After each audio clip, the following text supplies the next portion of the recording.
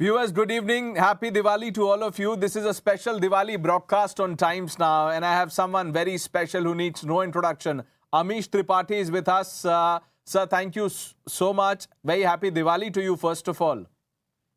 Thank you. Very happy Diwali to you as well, and to all your viewers through this channel of yours.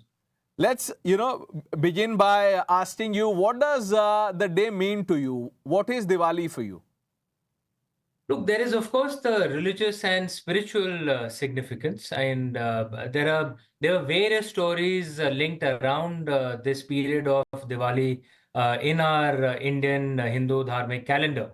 But the story that is most popular in today's day is that this is when Lord Ram, Goddess Sita, and Lord Lakshman returned to Ayodhya after they had defeated Ravan, and of course they had Ravan had been killed on the day of Dasera. And 21 days later, Lord Ram came back to Ayodhya, and it is believed that the citizens of Ayodhya welcomed him home with, and they lit up the roads, with diyas, lighting the way home for Lord Ram. And of course, there were firecrackers and celebrations. And this is the story that is followed today. But for us as children as well, I grew up in a very dharmic, traditional household. My grandfather was a Pandit. Both my parents are very deeply religious. So we grew up at a home where the Diwali was a very, very important festival. My father and mother did the puja at home, obviously. And in the traditional Hindu way, it's the mother who does the main puja, at least in our Shaivite and Shakta households. And my father would, of course, assist her. And we would celebrate Diwali, and we would get new clothes, which was a big thing for us. We weren't that wealthy, so when we were growing up, so that was we are kids, yeah, so 6, 7, new clothes, ability to light crackers, yeah, that was it was a time of joy. You're talking about crackers. We'll get to that. But, sir, is there one specific way to celebrate Diwali? Because, we often hear a lot of commentary around firecrackers on this occasion, particularly pertaining to, the debate around pollution. So, how would you address that? Look, I think often what happens is this debate gets lost in emotions. There are some who are particularly influenced by the West, who would think that the same kind of people who think poor children in slums playing holy destroys water resources, but them having massive swimming pools in their housing complexes does not hurt water availability, or indeed agricultural produce which actually guzzles up a lot of water, like sugar, rice. These are water guzzling crops. So we have to handle things a little more rationally and scientifically. If you look at it rationally, firecrackers actually don't add up to as much in any cases, just for a few days. The real source of air pollution in India, there have been various studies, IIT, various others have Right. done it. Real sources are vehicular pollution, construction dust, and partly burnings. That's the burning of crops. These are the real sources. Firecrackers, as you know, has also become, it's not really an elite pursuit anymore. In earlier times, I guess all of society used to do it, but now it is more a pursuit of the lower classes and the lower middle classes. And I think there's an element of elitism in seeing firecrackers as particularly harmful, but construction of luxury buildings and diesel guzzling SUVs, they are not seen Absolutely. as polluting. There's a sense of elitism in this, which is unfortunate. Yeah, so the reason I asked you that question about firecrackers, because, every time we talk about that, people say, what is the significance of lighting diyas as per tradition, text? So if you could, shed more light on it. It's been mentioned in many ancient texts, right from Gupta times. The lighting of diyas, the bursting of crackers as well. Fireworks, by the way, was there in ancient times in India too, not just in China. And there are enough textual evidences of this. So it is a tradition coming down from ancient times. Having said that, look, I also believe that all traditions, can be adapted to modern times. So, should firecrackers be made safer if children are using it? Obviously, and I don't think we go against traditions if we say firecrackers should be made safer if children are using it. Should we ensure that children are not exploited in places like Sivakasi? In many Right. factories, that does not happen. In some factories, sadly, it does. So these things should be improved, no doubt about it. But the tradition comes down from ancient times. It's been mentioned in all our ancient texts, like I said, from Gupta times, perhaps even earlier. Sir, I want to talk about references of Diwali in literature on the Mughal period. Hmm. Now, apparently, and please correct me if I'm wrong, Mirza Katil in his Persian book Half Tamasha, written in Hmm. the 18th century, says that Hindus and Muslims celebrated Dashera and Ramlila together. Then you have Maheshwar Dayal's book, Hmm. published in 1987. He describes, the history, tradition, and culture of Delhi from Mughal times today. Do you think there is a need to remember the true essence of Diwali, come together to celebrate it? I'm not so sure about the Mughal period, but I can certainly say, since my father's family's roots are in UP, in the time of Nawab Wajid Ali Shah, yes, there was, inclusion in Diwali, in Holi, in Krishna Janmashtami. I'm talking about the Lucknow Awadh Right. area. And I see that as a sign of of unity. Now, uh, I'm not a fan of sugarcoating those foreign invaders who hurt India and who hurt our traditions. That is not a great idea. Lies don't make for a good future. But one should not swing to the other extreme by not acknowledging those instances where there was unity, which, like I said, was certainly there with Nawab Wajid Ali Shah. I have seen it locally. There are Muslims around in our area, in our complexes, who will celebrate Diwali with us. In Ayodhya, there's a very famous Ram Leela that happens, where I believe it's a place called Taj Bazar or something. I'm forgetting the exact name, where those who play the characters are all Muslims, and they organize it. They raise the funds for it, and they organize the Ram Leela, and their entire area becomes Rammay. There's no other way to put it. And to me, these are examples of unity. Let's celebrate this too. There are references, sir, that during Aurangzeb's reign, there were curbs put on, like you said, that we should not be in the business of sugarcoating tyranny, for lack of a better word. Let's just say it as it is. So there are references of curbs being put in during Aurangzeb's reign. Do you want to, share more with our viewers on that? No, you're right on that. During Aurangzeb's time, there were curbs, not just on Diwali, but on various Hindu festivals. The jizya was, which was a tax on Hindus to practice our own religion in our own country. That was reinstituted by Aurangzeb. Many temples were destroyed. Among the temples that were destroyed was a temple that I'm very emotional about. The original Kashi Vishwanath Ji temple was destroyed by Aurangzeb. That is a fact. And again, there's enough copious textual sources for this. The Masiri Alamgiri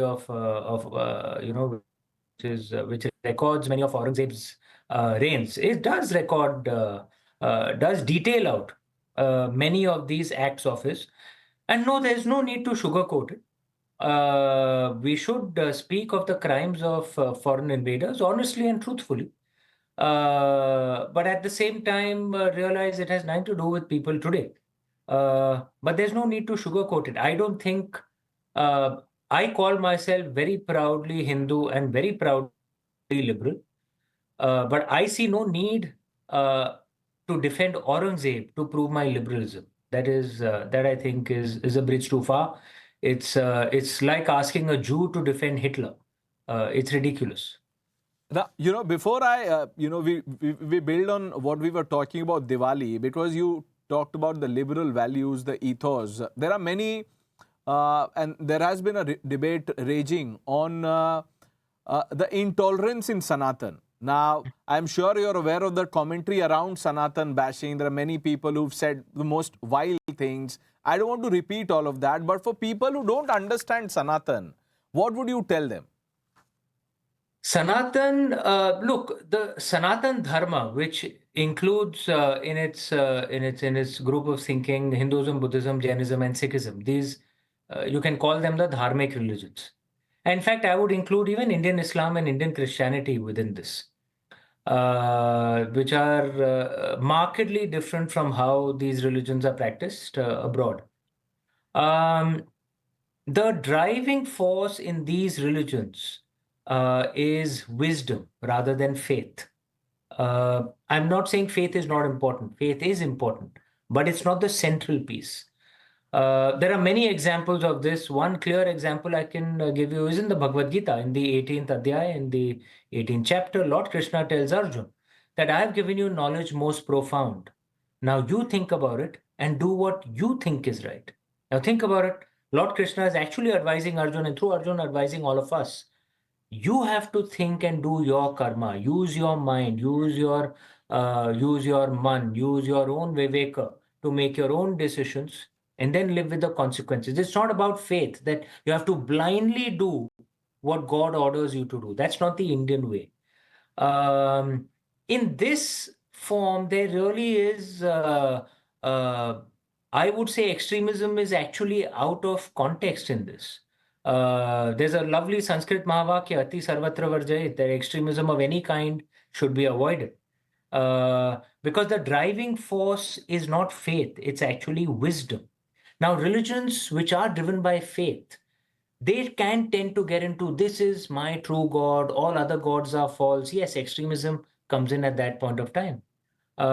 They may have concepts like blasphemy, where you're not allowed to question the word of God. But in traditional Vedic Sanskrit, there is no translation for the English word blasphemy. The concept doesn't exist, so they didn't have a word for it. Because, like I said, the driving force was wisdom, which leads to a different way of thinking, a different way of life, which leads to a path of wisdom. I don't just support our culture because I was born into it. I genuinely believe this is good for the world. Uh, this is how we can actually find a marriage between traditions and liberalism. When you don't have concepts of true God, false God, blasphemy, when you're driven more by wisdom, you will actually find a marriage between traditions and liberalism. You will find a global culture where we can actually get along with each other. And it's so interesting that, when you were speaking of Sanatan, you said that you would also include Indian Islam into the Sanatan fold. I don't know And what, Indian Christianity too. yeah, and Yeah. Indian Christianity too. So let's see how this, comment is received. But we were talking about Aurangzeb. Let's not. To me, Dr. Abdul Kalam is an example of that. KK Mohammed Saab. I don't know how many of your viewers are aware, among those whose work actually helped prove True.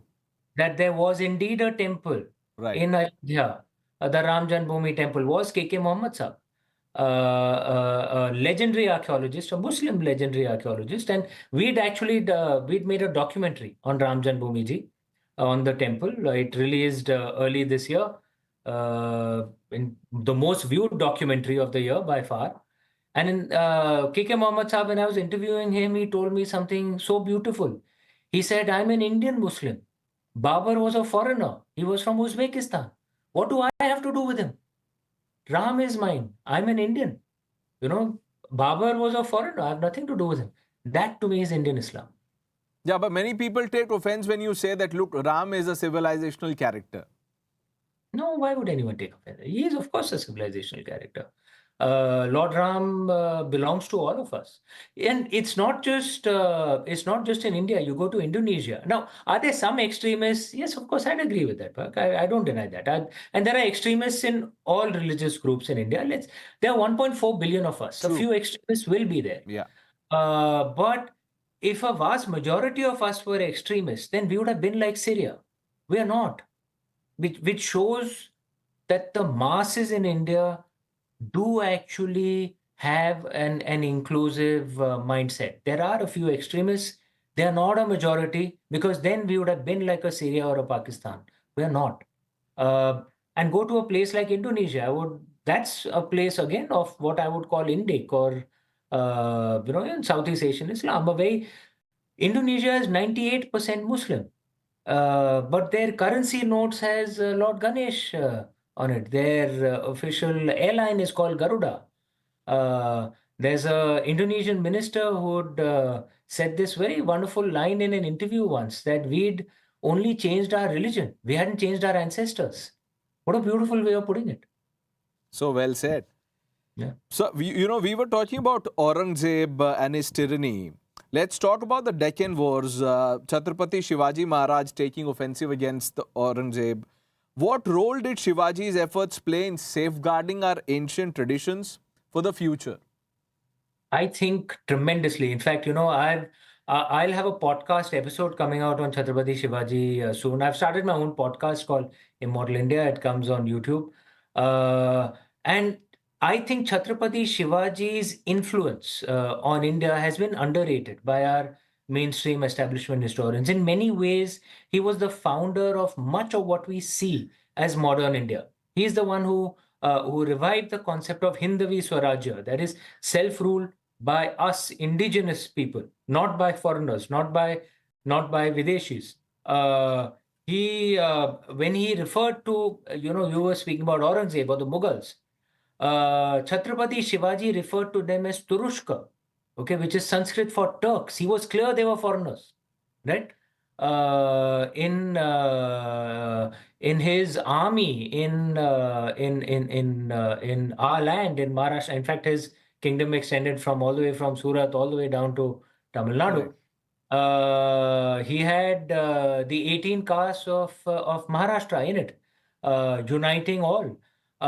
When he launched his navy, he formed among the first modern navies in India. In the slightly pre-modern age. Of course, there were navies before as well. Right. I'm talking pre-modern age. He had hired Indian Muslim sailors and soldiers into it, and which to me, and he was very obviously, very proudly Hindu. He didn't. He never hid his immense pride in his indigenous roots, but he also knew that all of us Indians have to be united. Whenever we've lost to foreigners, it is not because of a lack of bravery within us. It's usually because of a lack of unity. The British at their peak, do you know, in the British Raj, there were only 100,000 British in India, just 100,000.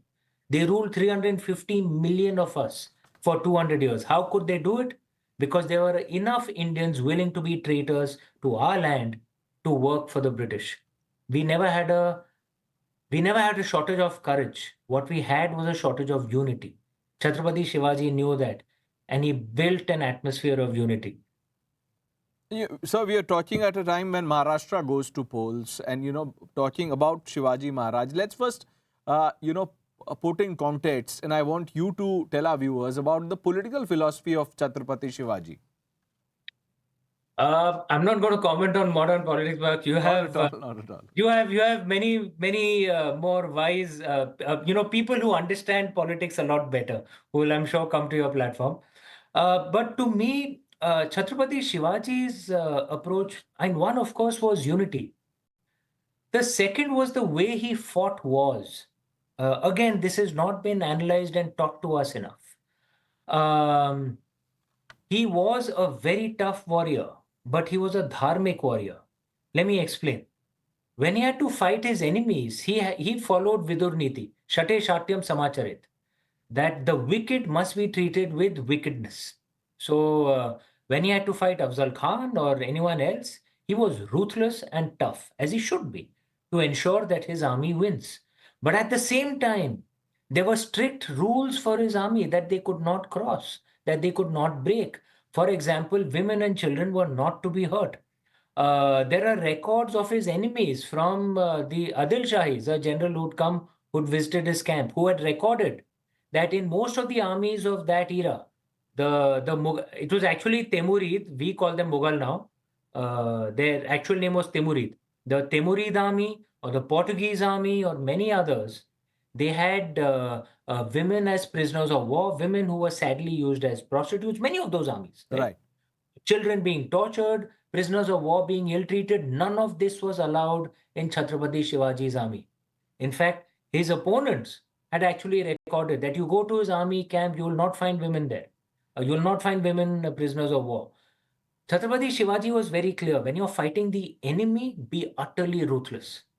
But we are dharmic people. There will be rules of war. You do not hurt women and children. You do not practice slavery. This, to me, is the lesson of Chhatrapati Shivaji.